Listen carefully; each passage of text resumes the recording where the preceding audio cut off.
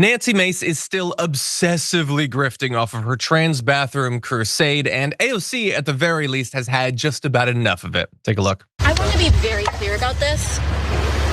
When it comes to who has the right to access a bathroom here, what Nancy Mace and what Speaker Johnson are doing are endangering all women and girls. Because if you ask them, what is your plan on how to enforce this? They won't come up with an answer.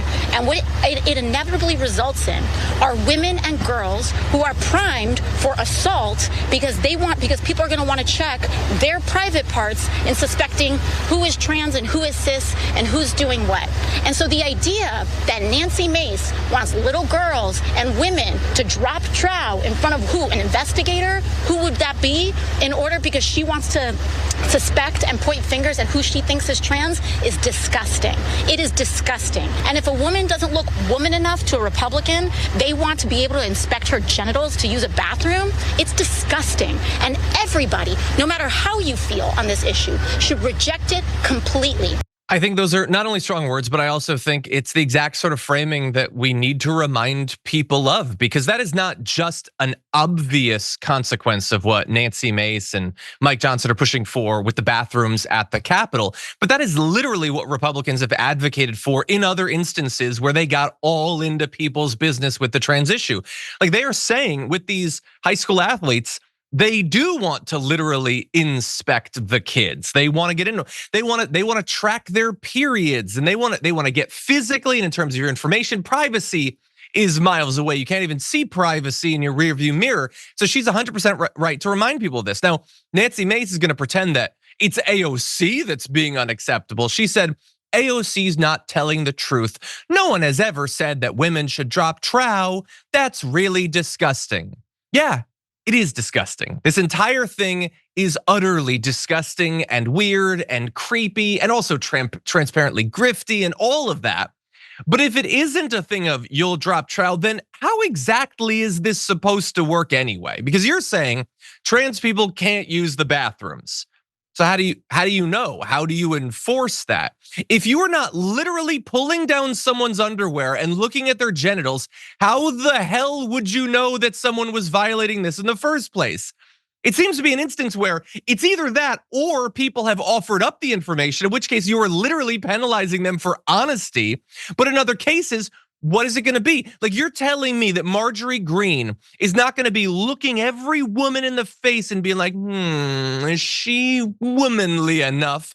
And challenging people? She's threatening to get into fist fights with people. And so if they're not willingly offering up the information, and there's no other way that you would know because you literally would not ever see their genitals unless you pull down their pants. It's a woman's bathroom. That's not how it works. Then I don't know what this is supposed to be about. Francesca, I think they just don't like people like AOC making clear what it is that they're doing. Yeah, I mean, personally, I would be very confused as to the gender of Marjorie Greene, but she does look exactly like, Lucy from, a Cro-Magnon times. So like there's that. And I'm like, oh yeah, first woman, Marjorie Greene. So there's no confusion there. But look, this kind of solidarity is so critical to actually beating the right. And when I see AOC standing up for trans people and saying this is absolutely preposterous, it's not enforceable because it's left up to the whims of whoever thinks that someone doesn't look womanly enough according to their own eyes, right? That is exactly what this means. And when you hear her stand up for that, you're like, this is what we need, because ultimately anti-trans bills, anti-trans legislation, anti-trans cultural hysteria is truly about attacking all women, right? It is about attacking, this is unleashing violence on women in bathrooms, in locker rooms, wherever they might be, specifically by policing their genitals. And and you are exactly right, because it is not enforceable in any other way. And so I think we really need to remember here that, and there are a lot of people who, I don't know where they position themselves politically, but who are like, look, I think Nancy Mace is wrong on this, but I do have my line when it comes to trans people, right? I do have my line in this and that. But I think we need to understand that there is a very slippery slope here, and especially for some of the alleged feminists who feel as though trans people are coming for them or like taking away their rights, TERFs for lack of a better term, right? Yeah. We need to understand that actually the only way out of this is real solidarity between trans people and women, because it is an attack on all of us. It's the same thing that going after trans people is an attack on all gay people, right? I mean, excuse me, on all LGBTQ plus people, right? So it's like sexual identity as well. It's an attack also eventually on same-sex marriage. It's an attack on all kinds of gender expression and sexuality expression. And that includes simply being a cis woman, right? And living your damn life. So like, the more we separate out these issues, the more we lose. But I know we're gonna talk about Sarah McBride, which I think offers a way to win, but I'm just explaining how we lose. I think it's a great point. And so I have a serious question, I'll say for Nancy Mace, and also because Marjorie Greene apparently sees Nancy Mace sending out literally hundreds. I believe Nancy Mace had sent out 326 tweets about this issue as of 4 days ago. I don't know if it's 500 now, 1,000 now, I don't know. So she's trying to make herself the most transphobic person. Marjorie Greene's bothered by that, and that's why she's saying she'll get into a fist fight. So you're in the bathroom, okay, and you see someone walk in, and rather than just like washing your hands and leaving like a normal person, you begin inspecting them because that's who you are. Deep down to your core, you're this bizarre Karen or whatever.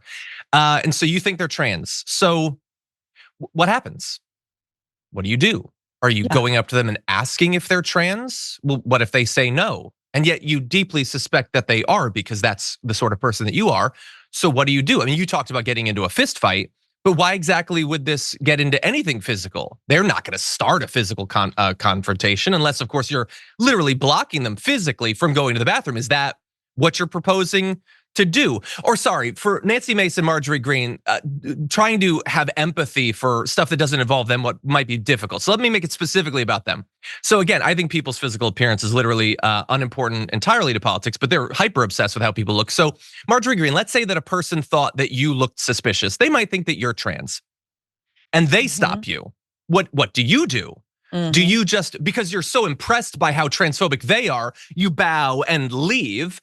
No, you're not gonna do that. So what are you gonna do? I mean, they're gonna wanna know if you're trans or not. Are they allowed to pull down your pants? Or if you refuse to pull down your pants, are they allowed to physically bar you from going to the bathroom? Maybe eject you from the bathroom? Should they call 911? Or should we have professional guards stationed at all of these bathrooms? Remember, this is a Capitol Hill thing right now, but they've proposed doing this at the state level in so many different places. So Marge, when someone tries to bar you from going to the bathroom, how far are they able to take it?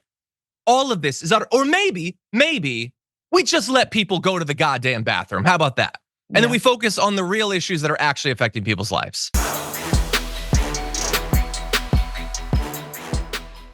Thanks for watching our video. Did you know that you can support our show by becoming a subscriber?